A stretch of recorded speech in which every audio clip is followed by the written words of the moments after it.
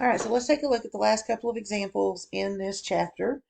So we were looking at converting between grams, moles, and atoms and volume for elements. So in this example, we have a 1.3 carat diamond, which is a very nice size of a diamond. And it's asking us how many carbon atoms that is because diamond is pure carbon.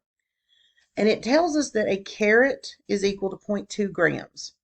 So the first thing we can do is change the 1.3 carats into grams using dimensional analysis.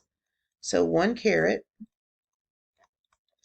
is 0.20 grams of carbon. And so now we're at this gram stage and we're going backwards to atoms. So remember what I said in the last video, you're going to do the opposite function of what it says on here. So instead of multiplying by atomic mass, we're going to divide. So we go look up carbon and it is 12 grams of carbon for every 1 mole of carbon. And you'll notice I am rounding the atomic masses off to 1 decimal place. You are perfectly fine to do that. You don't have to carry out all the decimal places. Then to go from moles of carbon to atoms of carbon, we're going to multiply by Avogadro's number. So Avogadro's number will go on the top track, and 1 mole of carbon will go on the bottom. So if you notice, for the atomic mass and Avogadro's number both, it's always 1 mole of whatever the element is on the other side of the track.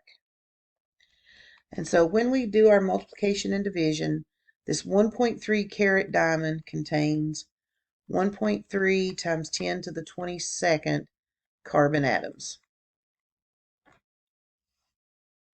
Okay? And the last problem for this chapter is kind of a challenge problem, so I wanted to work through it with you.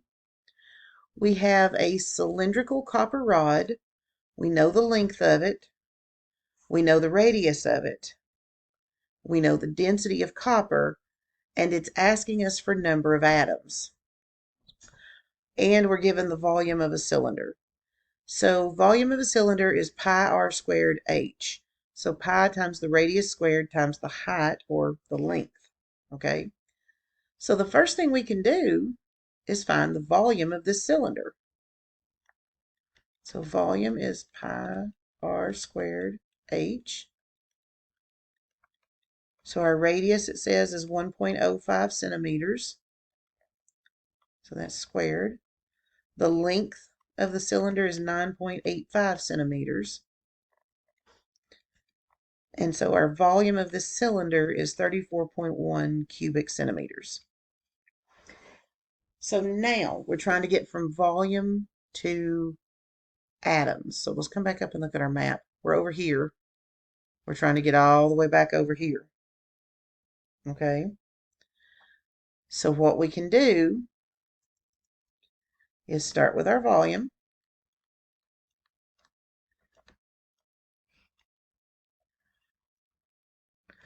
We're going to multiply by the density, because if we're coming the opposite direction, we're multiplying by density, which means that 8.96 grams of copper for every 1 cubic centimeter.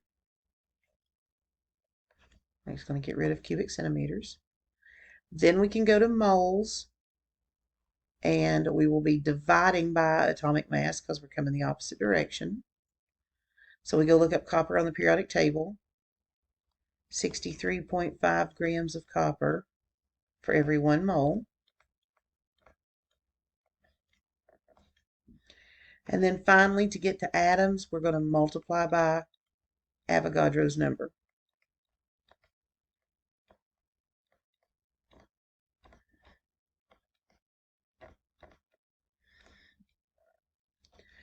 And so we get 2.90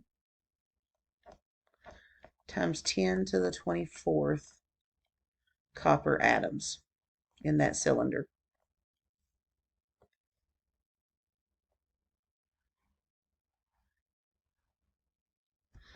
All right. So that ends the second chapter of Unit 1, and we'll pick up with the next chapter in another video. Thanks for listening.